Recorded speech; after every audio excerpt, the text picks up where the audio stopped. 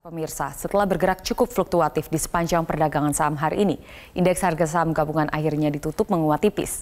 Penguatan juga terjadi pada nilai tukar rupiah di pasar valuta asing. Kita bergabung dengan Mercy Wijaya untuk informasi selengkapnya. Mercy, apa saja faktor yang mempengaruhi pergerakan IHSG hari ini? Najla dan pemirsa, hari ini indeks harga saham gabungan berhasil menguat secara teknikal sehingga ditutup dengan penguatan sebesar 0,29%. Jika kita lihat di papan bursa belakang saya ini, indeks harga saham gabungan berhasil menguat di level 5.079 dengan nilai transaksi sebesar 7,1 triliun.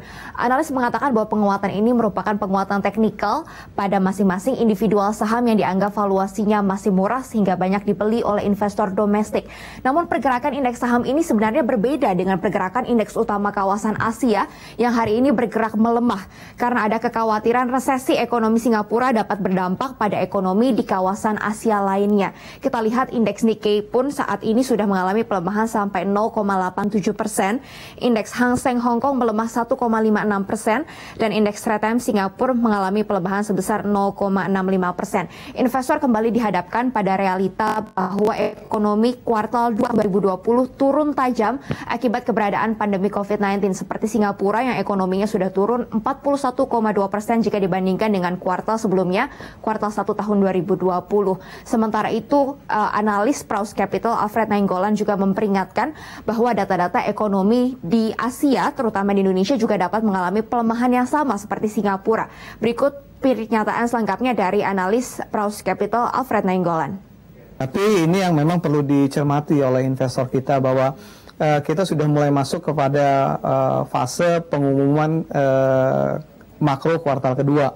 Jadi kita lihat bahwa berkaca dari Singapura kemungkinan akan banyak lagi yang di bawah ekspektasi pasar dari sisi performa angka indikator makro kuartal kedua, dan ini yang akan menjadi katalis negatif bagi bursa kita termasuk secara keseluruhan bursa global. Najla, karena saat ini masih tingginya ketidakpastian global, maka instrumen investasi yang aman seperti emas kembali diminati. Harga emas global saat ini sudah menyentuh 1.800 dolar Amerika Serikat per ons. Ini harganya mengalami kenaikan sampai 26% jika dibandingkan dengan harga tahun lalu. Dan selama 3 tahun terakhir, harga emas global sudah naik sampai 45%. Investasi emas juga dianggap masih menarik bagi para investor karena saat ini bunga bank cenderung rendah, dijaga rendah supaya dapat memutar perekonomian secara global. Namun jika dibandingkan dengan investasi emas, ini masih menarik sehingga masih ada peluang kenaikan harga emas sebesar 8-10%. Namun kenaikan harga emas real ini ternyata tidak diikuti oleh kenaikan harga saham emiten emas atau perusahaan-perusahaan yang memiliki exposure emas, karena saat ini analis mengatakan bahwa investasi saham dianggap berisiko sehingga kurang diminati oleh para investor. Untuk pergerakan saham sendiri, besok perkiraannya masih dapat berpeluang menguat di antara 5.020 sampai 5.157. Najla. Ya, Mercy, lalu dengan kondisi yang demikian saat ini bagaimana pengaruhnya dengan nilai tukar rupiah?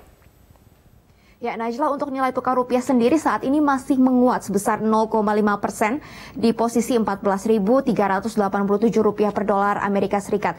Padahal tren pergerakan dolar Amerika Serikat masih terus menguat terhadap mayoritas mata uang dunia dengan penguatan sebesar 0,15%. Dan kalau untuk pergerakan nilai tukar rupiah sendiri sebenarnya banyak terbantu karena investor asing masih meminati untuk berinvestasi di surat berharga negara. Kami memantau bahwa indeks harga obligasi pemerintah ini mengalami kenaikan 0,12% jika dibandingkan dengan posisi minggu lalu. Sehingga jika SBN menguat, maka ini korelasinya akan kuat memperkuat nilai tukar rupiah karena artinya permintaan terhadap rupiah lebih besar terhadap permintaan dolar Amerika Serikat. Dan untuk pergerakan rupiah besok juga masih akan menunggu data-data ekonomi seperti data inflasi di Amerika Serikat malam nanti, di mana data inflasi ini juga menjadi salah satu tolok ukur pemulihan ekonomi di Amerika Serikat. Di dalam negeri, investor juga menanti data ekspor impor Indonesia di bulan Juni tahun 2020. Jika data-data ini positif, maka akan membantu penguatan nilai tukar rupiah besok di rentang 14.300 sampai 14.500 rupiah per dolar Amerika Serikat.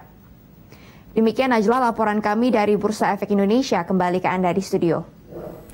Mercy Wijaya, terima kasih atas laporan selengkapnya.